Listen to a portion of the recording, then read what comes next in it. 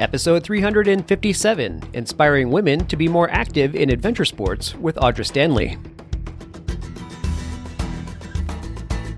I just got out there and continued to plug in the miles and finished the race. It did take me 7 hours and 40 minutes, but it was one of the coolest runs I have ever done. I mean, I got rained on and snowed on, sleeted on all in the same race.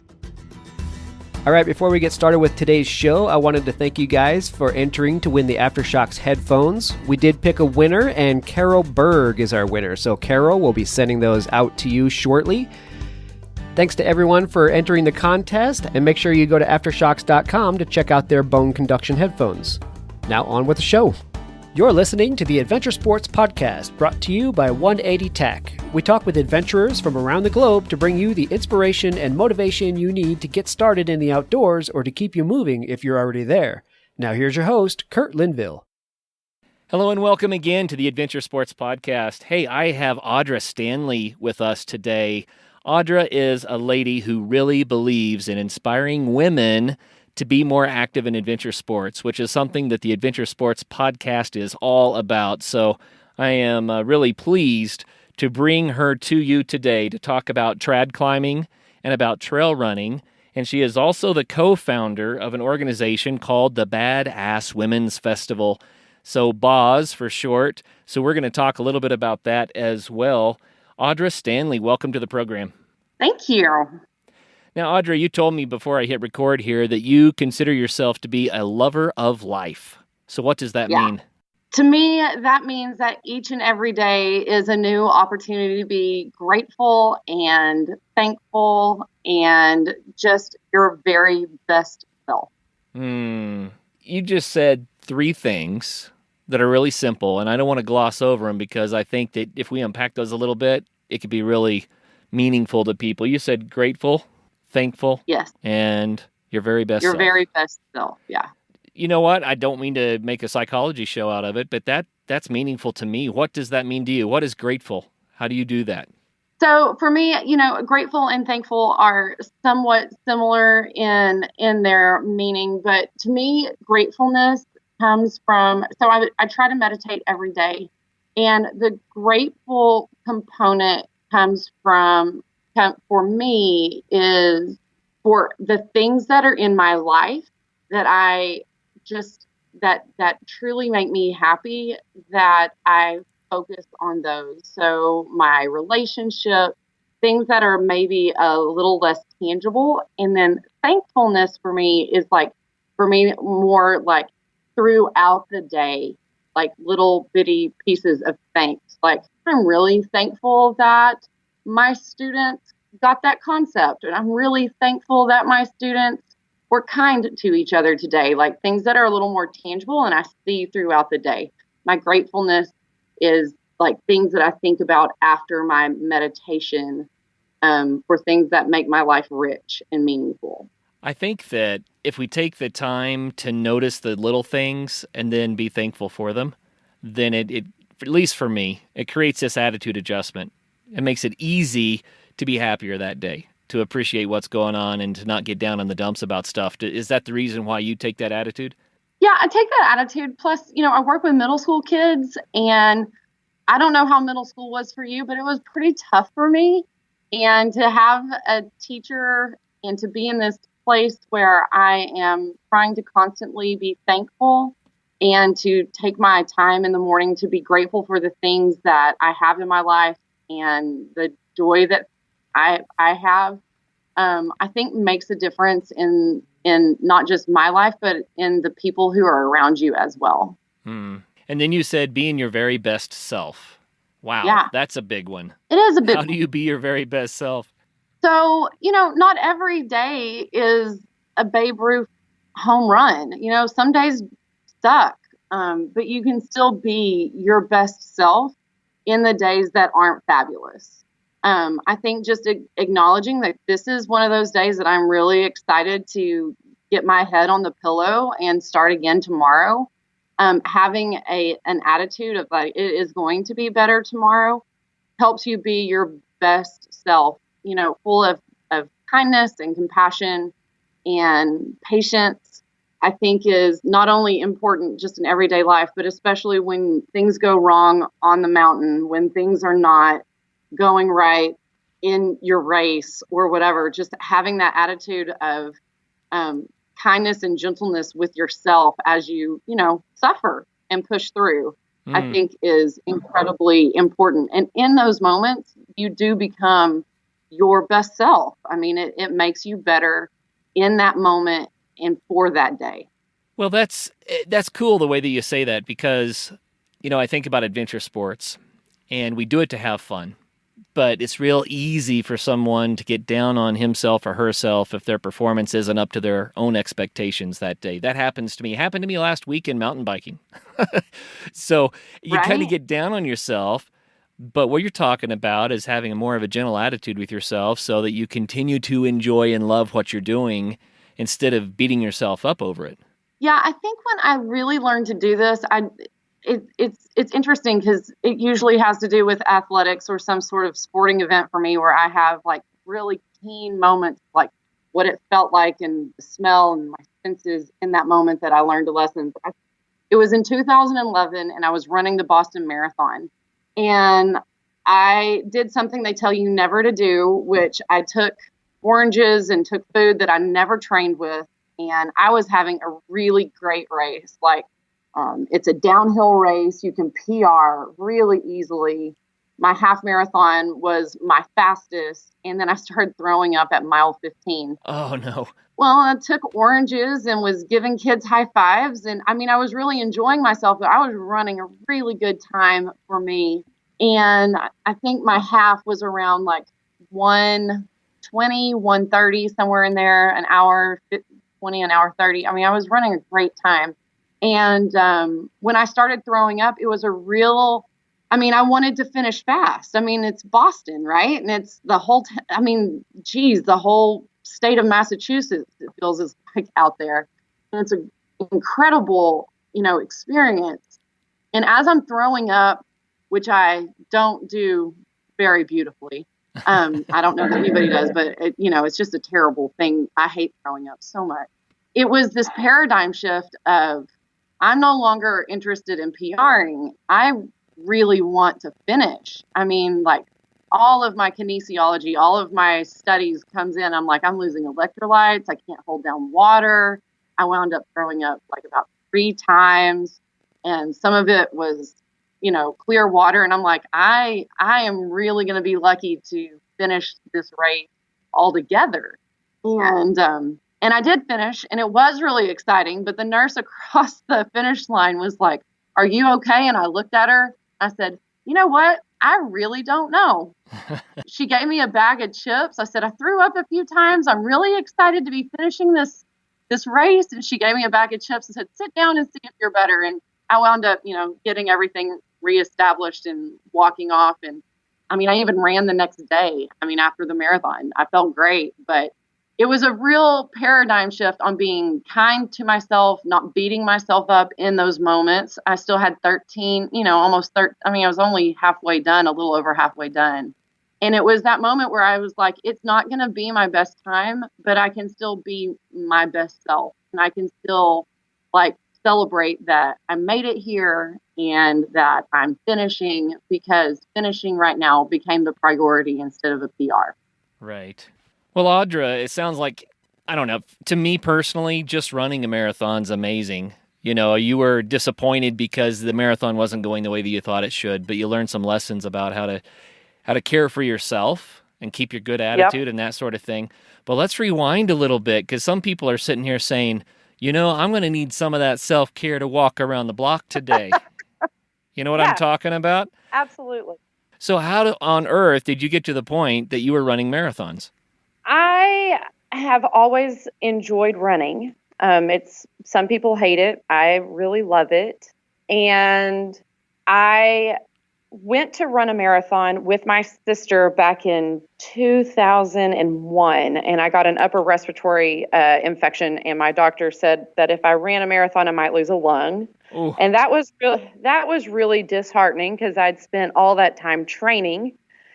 And so I ran 2 or 3 miles of the marathon, the Houston Marathon, with my sister, but I did not run the marathon because, well, I do like my lungs.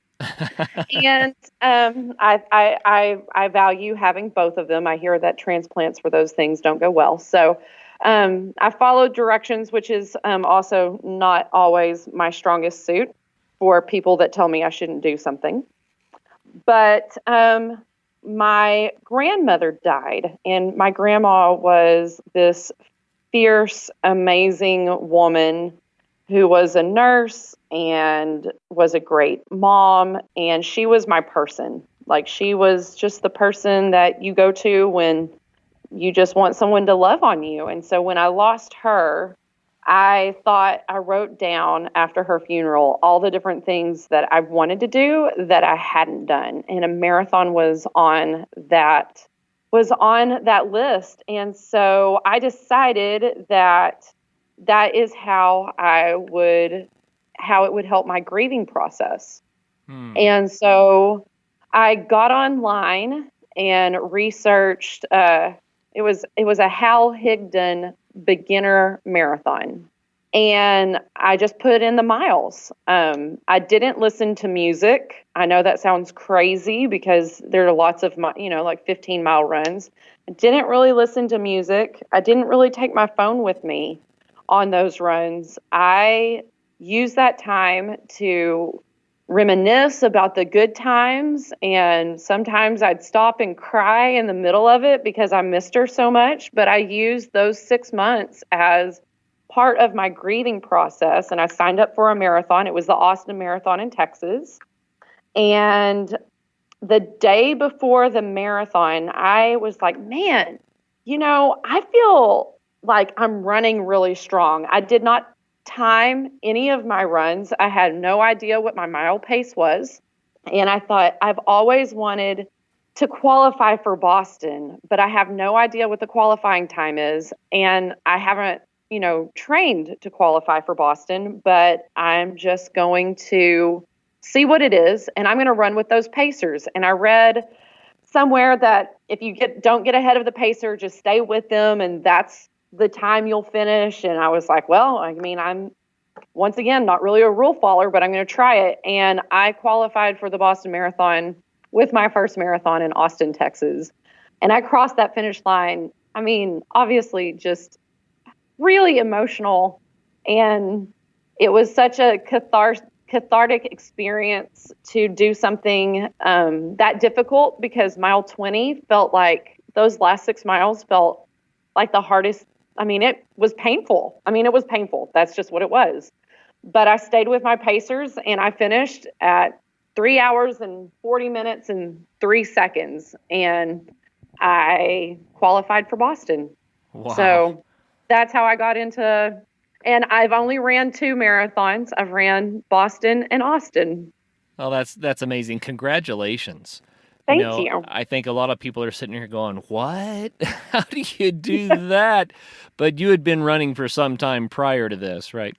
Oh, absolutely. 3-5 miles, nothing really longer than a half marathon. So.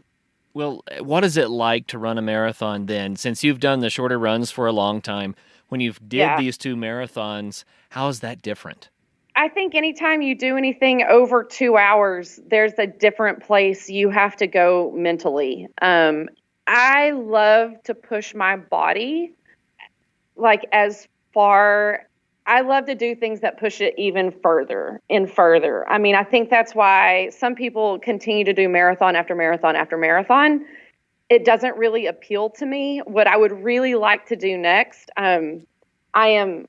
is do the rim to rim to rim. And it turns out being about a 45 mile run. I don't really want to do it as a race. I don't have a whole lot of time to train for that right now, because I'm back in school to get I would like to go back to get my physical therapy. I go back to school to become a physical therapist. So I'm doing some prereqs. I'm in chemistry 2 right now. So there's not as much time to run 15 to 20 miles, but I like to push my body as I find it fascinating to see what the human body is capable of. Right. So, I think that to a lot of people, 26 miles sounds impossible, but even 3 miles, I train women to run with a variety of different organizations, and sometimes just a mile sounds like a lot. But the truth of the matter is that if it's something that you want, small steps get you there. And it is progression, and it's giving yourself, it's being kind with yourself and not putting too much pressure on it. If you don't fall in love with the process, you're not going to accomplish any goal. Like chemistry 2 right now is really hard. And when I start feeling like, is it worth it? I'm making a lot of sacrifices to do this. I think about, if I don't fall in love with this process, then it's not going to work, and it's not going to be as enriching. So with any goal I set, I try to find little things that I can just fall in love with that is part of the process of accomplishing that goal. I love that. I really do. And one of the reasons is because I really believe that adventure sports should be fun. They should call to us. And that's part of the motivation then that keeps us healthy, keeps us out there being active and doing it, is that we're enjoying it. So if it's not fun, you might want to consider a different sport, or doing that sport a different way. Absolutely. And, throughout, I'm a highly competitive, highly motivated, I push really hard.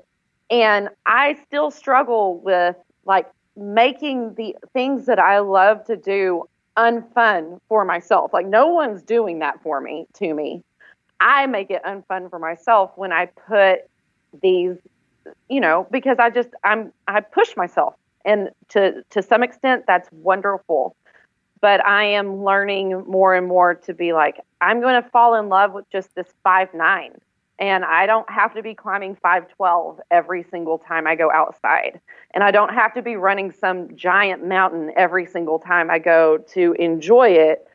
I need to find this trail or this one thing and enjoy the process of the training and what I'm doing. Yeah. Well, it sounds to me like you're about to turn into an ultra runner. If you're not real careful here, that's what's going to happen. Yeah. You just slow down a little bit and go a little farther. You mentioned the rim to rim to rim. For the listeners who don't know, this is the Grand Canyon. Tell us about that. A friend of mine was like, I'd love to hike the rim to rim. And then, of course, you get online, you start doing some research, and then you find that trail runners go out and in a day run from one rim of the Grand Canyon all the way down and back up, and then do it again. And that winds up being approximately 44 to 45 miles. Wow. And a lot of elevation change. A lot of elevation change. So somewhere on the order of, 2 miles up and 2 miles down, am I right? Yeah, that's correct.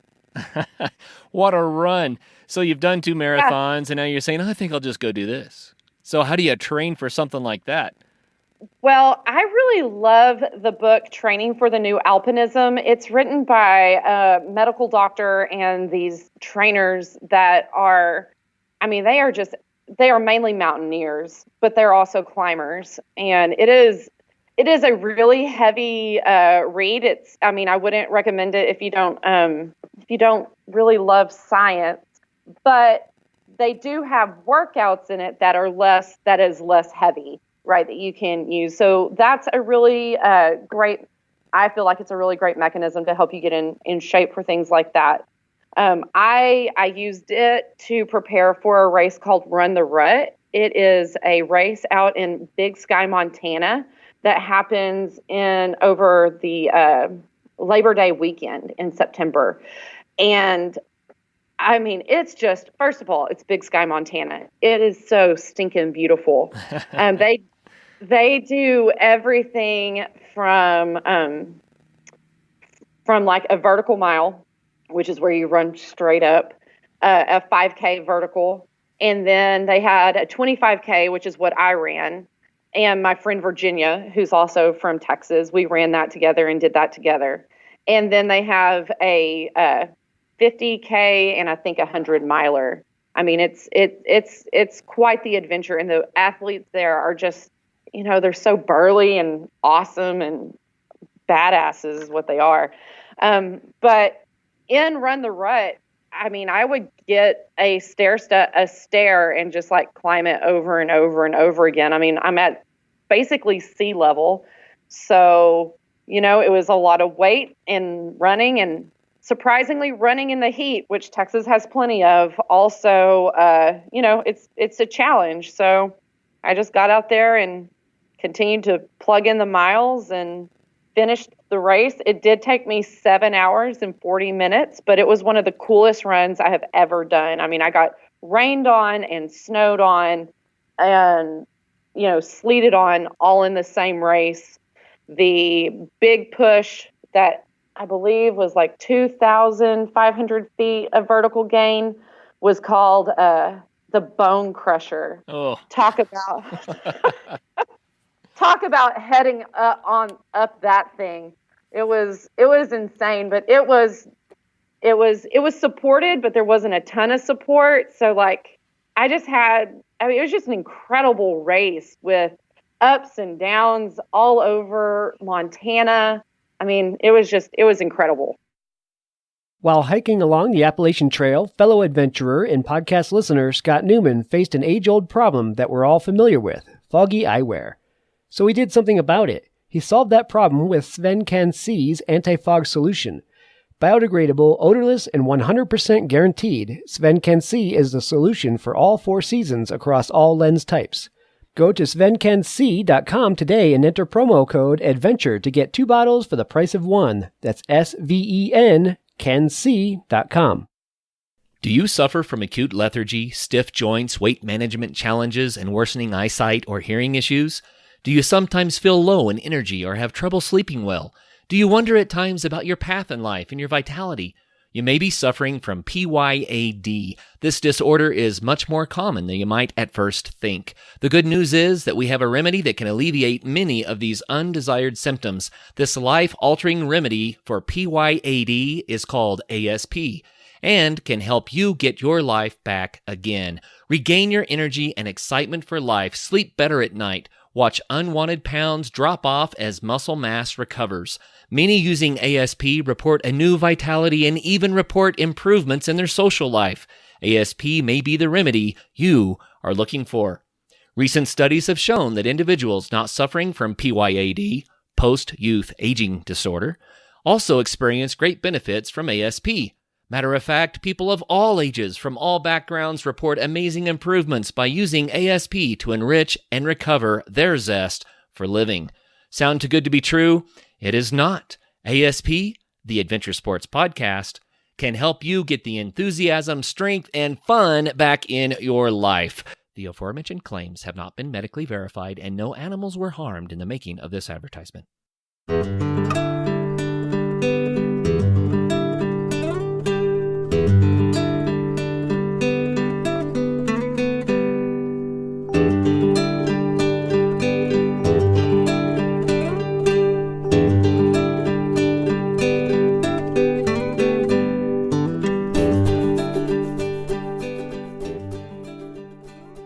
Well, you combine not just this running, but you mentioned climbing a little bit. You combine climbing as an adventure sport, and actually these go really well together because you always have an approach to a climb, and then you have a climb, or you might do some mountaineering as part of your run, so I think they go really well together. But let's talk a little bit about your climbing.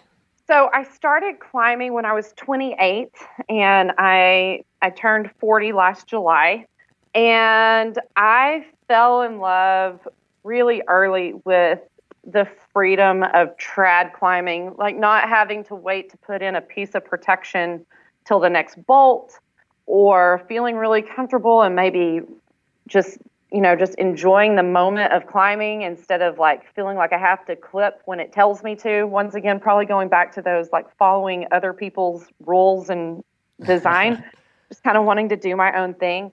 And just following the natural crack of the way the rock is formed. I just really fell in love with that. I learned to trad climb in Joshua Tree, and my buddy Chris was like, so this is how a cam works.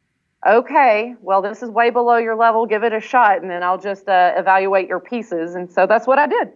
Wow. And to me, I thought that was normal. I learned later that maybe that was a little more daring than most would prefer, but it worked, and it was great. And that's where I kind of picked up trad climbing. I mean, Joshua Tree, what an incredible place to just be. I mean, even if you don't climb, it's just magnificent out there.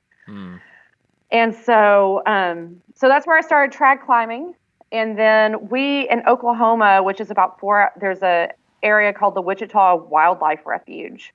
And it's these beautiful granite monoliths that were set aside, all these just beautiful rocks of granite out in Oklahoma. It's very close to an Army base, but it was set aside, and I don't remember which president set it aside, but it is a wilderness refuge. And they brought in elk, and they created the population of the buffalo. It's not the true American buffalo because those were killed off, but they brought in these buffalo, and they are free roaming all over this refuge. And it's just kind of a magical place. I mean, even if you just want to hike and walk around, it is legitimately the wilderness. I have saved many people who just thought they were out for a hike that didn't have enough water or sunscreen, with kids, didn't have food. No. It's a wilderness. It's a wilderness. I was like, I'm really glad I have my backpack on right now, because I put sunscreen on about 6 kids and gave them water. I mean, I don't think they weren't going to make it without some major injuries if we hadn't ran into each other. But it's just a beautiful place, and it's a great place to trad climb. That's really close to Dallas. It's about 4 hours away. And it's fun. I love it that you brought up climbing and these granite rocks in Oklahoma. People are like, what? Yeah. Oklahoma? I know. It's crazy. Well, what I love about that is that it doesn't matter what your sport is. You can find a place to do it near home usually, and it's fun to seek out the less known stuff. I mean, people talk about Yosemite, which you have a story about Yosemite and climbing. We ought to go there. But people talk about Yosemite when they talk about climbing. They don't talk about Oklahoma. So, Right. But that's the fun of it. It is the fun of it. And what's interesting is that a lot of this climbing that was happening during Yosemite shortly thereafter was happening in Oklahoma as well. Like there's a place called Granite. Not Granite. I'm forgetting the name right now. But anyway, another place that is just, I mean, the grades are very, very close to Yosemite. And I know this because after climbing in Yosemite, I was like, yep, this is very similar. Wow. So you had a story about Yosemite. Go ahead and tell us that story. It was one of these times that things didn't quite go right. Yeah, so one of the cool climbs in Yosemite is on Half Dome. And that year, part of the face had sheared off and fell off of Half Dome. And the climb that we did was called Snake Dyke Dihedral. It goes at about 5'7". You climb 6 pitches of it was pretty run out is what it was. I mean, it was really run out. And because it's kind of like the climbing isn't that difficult. It was like you were climbing on the back. I described it of the back of like what you would imagine a dinosaur back would be. But the interesting thing about it is that it was the holds actually arched downward. So it was very difficult to protect. And so you would have these run out pieces of, I mean, like 85 feet of run out. And you just kind of had to, and that's not my favorite, honestly. No. It's not my favorite kind of climbing. And so how this kind of came to be is my husband, he was not my husband at the time. He had a friend who was like, yeah, I started climbing with this new guy, and he wants to go do this easy climb, this easy climb of Half Dome. And my husband gets this phone call from his best friend from high school, in grade school's mom that says, I don't know what you're doing, but I need you to get to California to make sure that my son comes back alive. So my husband and I actually had plans to go climb at Elephant's Perch, which is in Idaho, which is still on my bucket list. But we changed our plans and went to Yosemite, which is definitely not that big of a concession because it is a majestic place. And so we hike up there, and we meet. And so my partner is going to be this person whom I've never met, and then my husband's going to climb with his best friend because that's just cool. And so we get there, and we're going to spend the night up on the mountain because the approach is about 4 to 5 hours long. And so we didn't really want a 4 to 5 hour long approach and then another big climb. So we hiked up to spend the night, but we're hiking up some elevation, and they are really prepared for that. Like, they brought hammocks to sleep in, which down at the camp is fine because it's not that cold, but up in the mountains, you need a tent. It's cold. So we're helping them prepare for, like, I had to convince my partner that he really needed a mat to go underneath his sleeping pad. I mean, he needed a sleeping pad to go underneath his sleeping bag. And he wasn't sure that it was really worth the extra $40. And I was like, do you want to sleep? Because that's the difference. So needless to say, it started out, I was kind of getting this uneasy feeling that maybe we changed our plans for something that maybe people weren't really prepared for, like, what was going to happen, because this is Yosemite, right? Like, this is Half Dome. Like, this is real climbing. Yeah, the real deal. So this is the real deal. This is 6 pitches. The end of Snake Dyke Dihedral is basically you're not on rope. It's about 1,500 feet of slab walking. But it is it's still, you're up there. You fall, that's it. That's just what you're looking at. So we get up to the climb, and the guy I'm climbing with is, I'm ready. I've researched. We're going to do this leapfrog. I'll lead, then you'll lead. I want to do all the hard climbing. And I'm like, great. Awesome, fine with me. Like, I don't really care. I'm here to enjoy the experience. And he does the first lead, and he looks at me, and I'm going to do the second lead. He's like, this looks really run out. Are you okay with this? I'm like, dude, what do you think this route is? Like, it's all run out. He's like, well, I'm just starting to feel a little nervous. Uh-oh. And I'm thinking, oh crap. And I don't really know this guy either. And but everything he's been talking about is like how awesome it's going to be and how he's going to lead all the hard stuff. I'm like, okay. So I lead the second pitch, and I don't put a piece of gear in because the piece of gear goes at your feet, and I didn't really think about it, but I just climbed it. And by the time he got up to me on the second pitch, he was like, I can't believe you just did that. Like, that was really scary. And I'm sitting there thinking, once again, uh-oh. What's happening right now? Like, are you going to be okay? And I asked him, I was like, hey man, are you going to be okay? He's like, yeah, I'm going to be fine. And he didn't really want to lead the next pitch, but it was his pitch to lead. So he led it. He did a great job. He's a really strong climber. I get up to him. I was like, great job. And he's starting to have a hard time loading the Grigori, which is the belay device. And I'm like, whoa, dude, are you okay? So he's starting to shut down on you. He's starting to shut down, and we're at the end of pitch 2. Well, the end of pitch 3. We just finished pitch 3. And he was like, it's just really high up here. And I'm like, what did you think we were doing today? Like, we're going up high. So I'm like, well, it's my pitch to lead. And I start leading my pitch, and I'm halfway through the pitch, and there's one bolt there. And he was like, I don't think you have enough rope. And he's freaking out on me, and I can barely hear him.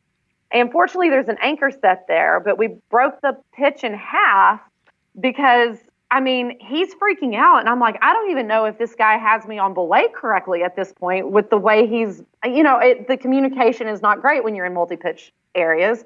So I pull him up and I was like, dude, he was like, I can't lead. I can't lead anymore. I can't do this.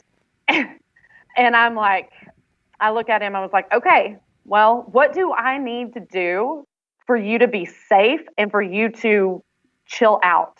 Like, because we're in it and up is down. That is where we're at. We're like, we're too far up. Like, this is where we're at. And he was like, well, I just can't lead.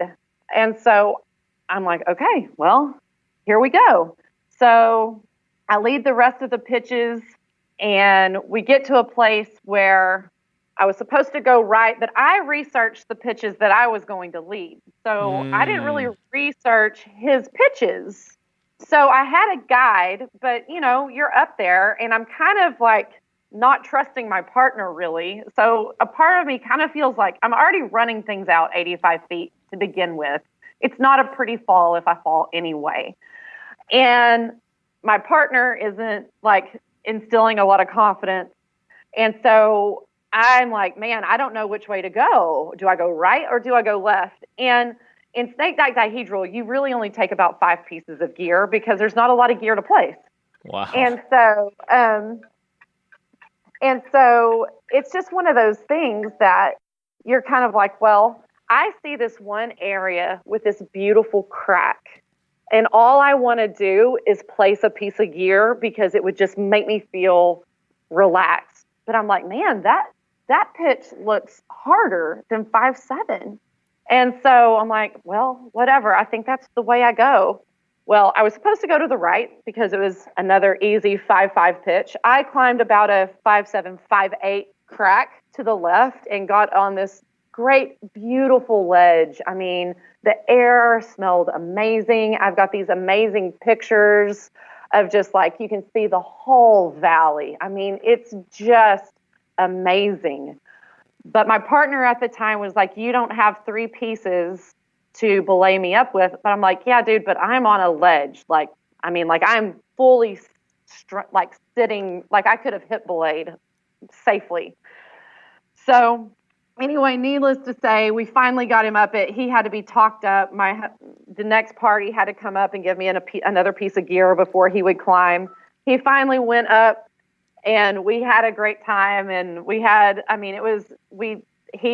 he took off and finally did the last part.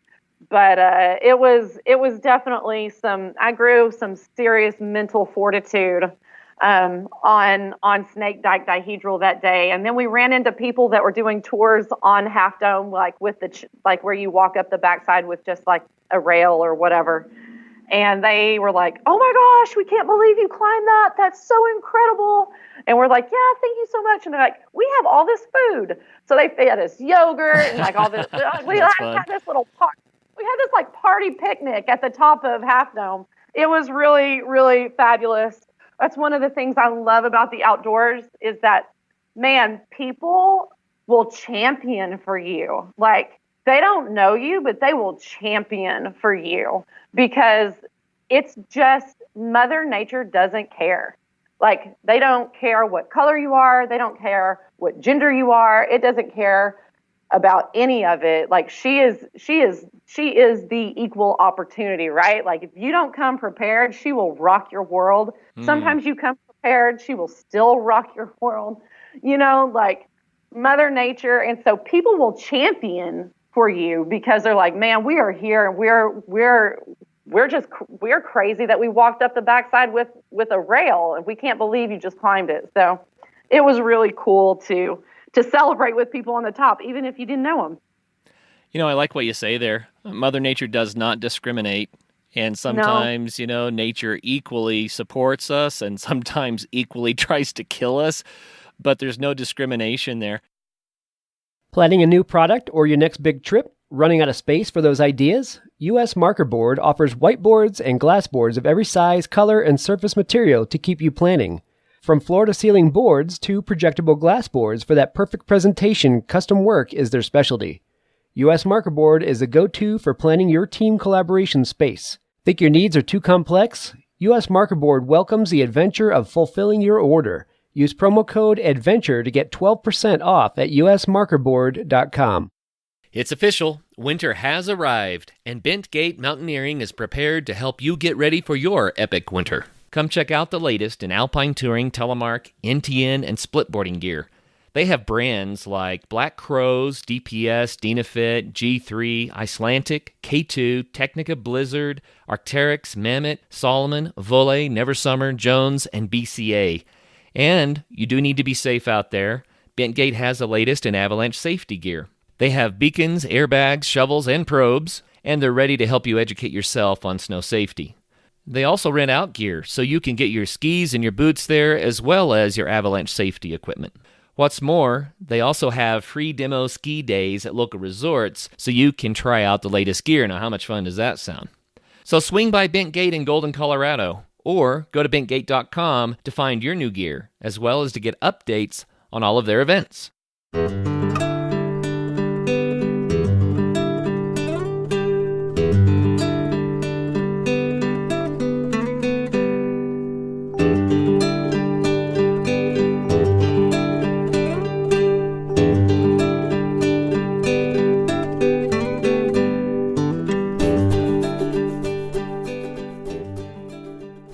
You started the Badass Women's Festival because you were concerned about women. So we're back to the gender here. You're concerned about women getting out there and showing people how tough they can be. Unpack that for us a little bit. Why were you concerned about women in adventure sports? Most of my climbing partners when I first started out, most of the people in the gym when I first started out, and definitely the people who were doing like trad climbing in my area were all men. It is great to have other people that look like you, gender, whatever, doing the same thing that you're doing. And so I became concerned about women doing amazing things and not being afraid of having muscles and being strong-minded and for that component to be just as feminine as anything else we were grown up to believe was feminine. And so for that to be sexy, and that doesn't discount what makes other women feel sexy, but that it's not masculine. You know, that I did not lose my gender because I wanted to go climb mountains and climb hard things and have a really cool muscular back. You know, like that's not masculine. That is also feminine. Right. Yeah, it's really cool it doesn't matter who you are. It's really cool to be fit, to be in shape and to be strong. And being in fit is beautiful. You know, that's lovely. And I think it's so cool when people are fit, they look healthy and they have that glow about them. And what a dose of confidence that brings, you know? Yeah, absolutely. So you started the Badass Women's Festival.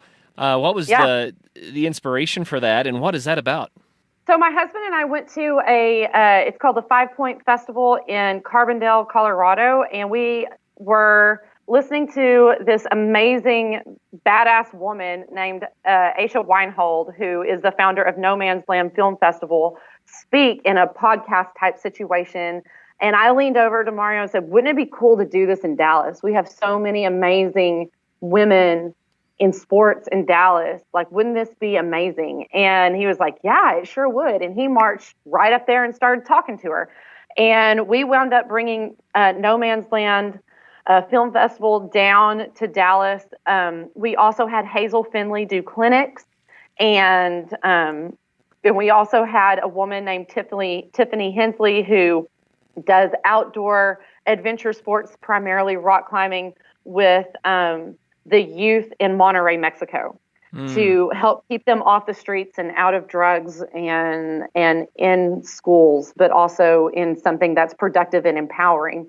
And so we just had these amazing women doing amazing things and amazing videos of just empowerment for women.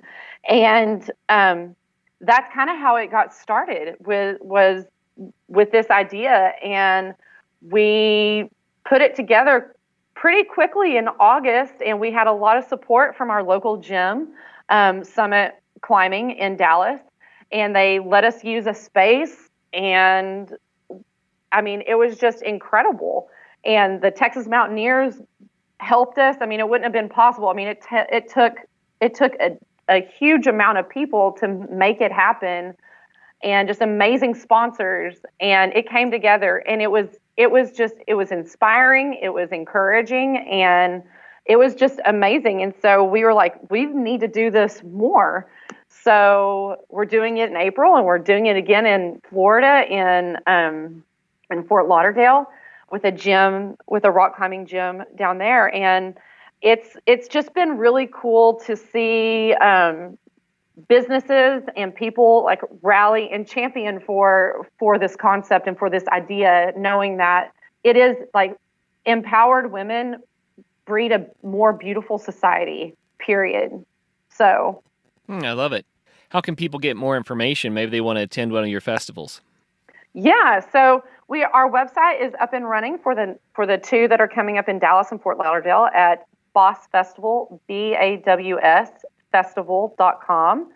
And if anybody has like something they want to, this inspires them, they can send me an email at audra@bawsfestival.com as well. And yeah, we would love for people from all over to buy tickets and come and be inspired and encouraged. The athlete that I know for sure that's confirmed for Dallas her name is Heather Larson. I don't know if you're familiar with her, but she is a slackliner extraordinaire. And so she's going to be teaching some slacklining clinics.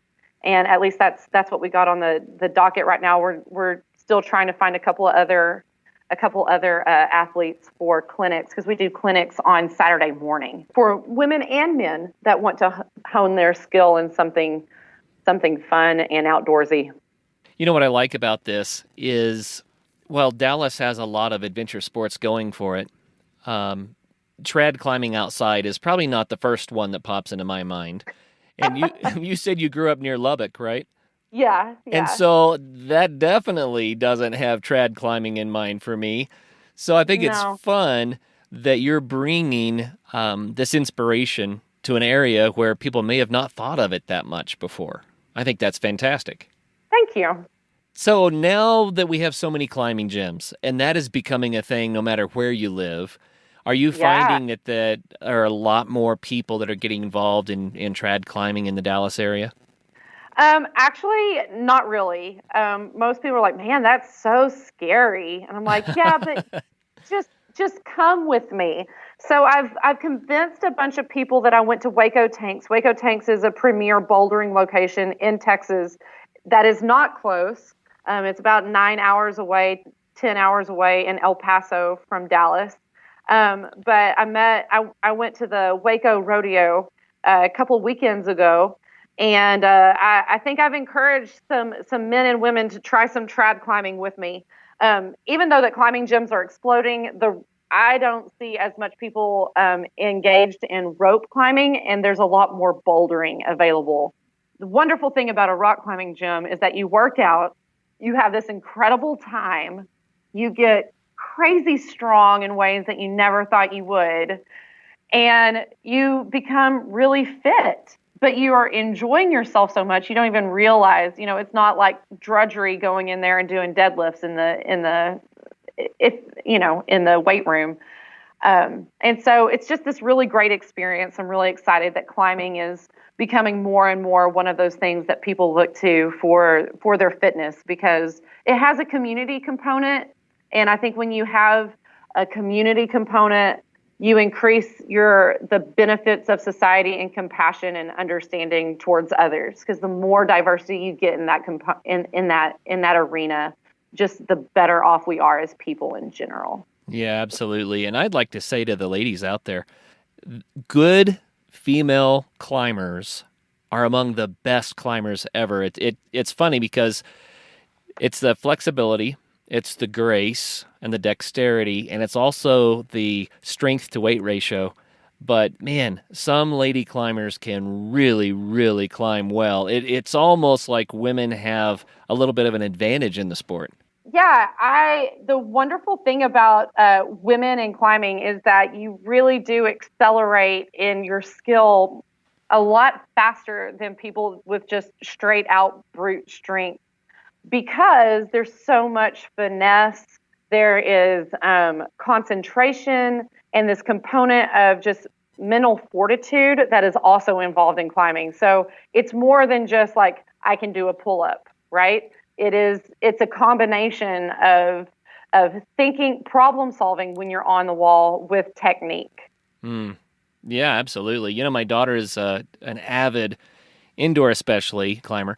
She absolutely loves it. She cleans 511s, which I can't even dream of getting up. And when I climb with her, I'm just like, wow, I wish I was as skilled at it as my daughter, but she understands that. It's the dexterity of it and the finesse of it, like you're saying, that makes the great climber, and I just haven't learned that yet. So anyway, you ladies out there, if you're looking for a sport, you might want to think about that one. It may not be what was first on your mind, but wow, what a great sport. I totally agree. And super fun. And the great thing is that it isn't just a boys club anymore. There are a lot of women to bond with and groups to join that just make you feel comfortable. And you know, it's for any size, any level of fitness. I mean, you can become fit through climbing. You don't have to. I mean, you know, a lot of people always say, oh, I don't have any upper body strength. Well, that's not really where it's at. I mean, it helps, but you gain that as you learn the technique and the footwork and have fun and just watching other people too. So. Yeah, and it's fantastic now that we have climbing gyms all across the United States. So find your local climbing gym and go check it out. There will be people there who would love to introduce you to the sport. That's part of the fun of it. The community around climbing is amazing. And, you know, I had Chris Werner on that was talking about how climbing used to be the man's sport. And, you know, that if you went to a climbing gym back in the day, it might be a place where you wouldn't want your daughter to hang out. But he says it's totally changed now. It's not like that at all. The sport has turned into a gender agnostic sport, and there are men and women and a beautiful community of people who love being fit and love the outdoors, who are there ready to encourage you. That's been my experience anyway. I totally agree. I totally agree. With thanks to our very own Lynn Hill, who put in the work to bring more women to the sport. I really admire her, and I mean, because she definitely was in it when it was a boys club for sure. Oh yeah. Tell us again when the festival dates are so that people can look at their calendar and see if they can make it work. Yeah, so the festival dates for Dallas are April the 12th and the 13th. And that is going to be at, the 13th and the 14th. And that is going to be at Grapevine, which is in the DFW area. And then the Fort Lauderdale is May the 4th and the 5th, which is super exciting because it's in Florida and it's also Cinco de Mayo. So it is going to be a really fun party that weekend in Fort Lauderdale. Oh, yeah, no doubt. Right on. Well, and that'll be fun because people can meet you and they can taste of what women in adventure sports is all about. So I love what you're doing there, promoting women to get out there and be a part of this. And there's plenty of room in adventure sports for more ladies. We have probably at least half of our shows are adventurous women who are on the Adventure Sports Podcast, and we love that. And it just goes to prove that it's a big opportunity, big world out there, no matter what your gender is. Absolutely. Well, Audra, do you have one more story for us that you could share to kind of close this out, maybe something a little bit inspiring? Sure. One of my favorite adventures that I've taken was one spring break. I'd gone through a breakup, and I was very sad. And I wasn't really sure where I wanted to go. And I went on a camping trip by myself. And It was one of my most favorite trips I've ever taken. I actually went to the Wilderness Wildlife Preserve out in Oklahoma, and I camped by myself. I slept as long as I wanted, so just getting up when you want to, go for a hike when you want to, and I met really great people, and it was just it was really when I was also, I mean, there's just been so many experiences where strangers are being a champion for you to succeed, which was amazing. I did a lot of trail runs out there, and it was really, it was healing. I mean, that's one of the things I love about nature is it reaches into a part of your soul that just heals you in a way that I have not been able to find anywhere else. And it inspires you, and the colors you never see in a Crayola box. It's beautiful. The air is clean, and the stars are bright at night. And there's just nothing more empowering than building your own campfire and doing your own thing and feeling like you can accomplish whatever it is that you want to accomplish in a given amount of time. And that is what the outdoors is for me. A lot of my trail runs are by myself, but I also meet people on those places. And I'll never forget running on top of the Continental Divide in Colorado and seeing bears playing in the distance. And people are in the city where I live in Dallas are like, "Aren't you afraid of dying?" I was like, man, if a bear eats me, I mean, at least I know it's not, trying to, it's not like being assaulted in the city. It's just doing its bear. It's just doing its bear thing. It's just being a bear. And they kind of look at me like I'm crazy, and maybe I am, but like, there's just so much harmony when it's quiet and things in nature are doing what they were designed to do. And I think that when we are outside, it is kind of tying it back to the beginning. It is doing what we were created to do and finding our purpose and being that component of our best self where we are one and in harmony with our environment and with the outdoors. Yeah, I love that. You brought up the fear factor a little bit, and it's not a male-female thing. It's a people thing. People are nervous about trying things they've not done before. But I think our society somehow thinks that women ought to be more afraid, and forgive me for even saying that, but I think some people feel that way. So what advice do you have for people who are like, I don't know, I'd like to try some of this stuff, but it sounds kind of spooky. I'm not sure where to start and how to feel safe doing it. I mean, I definitely felt that fear going and camping by myself, because I'm like, oh my gosh, I'm this single woman out there. Like, what if somebody tries to do something when I'm at the campsite? Or it's not that the fear isn't there. It's that the reward is so much better. And for me in that moment, I was like, no, I am capable. I know how to do these things. And if the fear for someone going out there and doing something is the lack of knowledge, then find somebody who will teach you. Get rid of that component.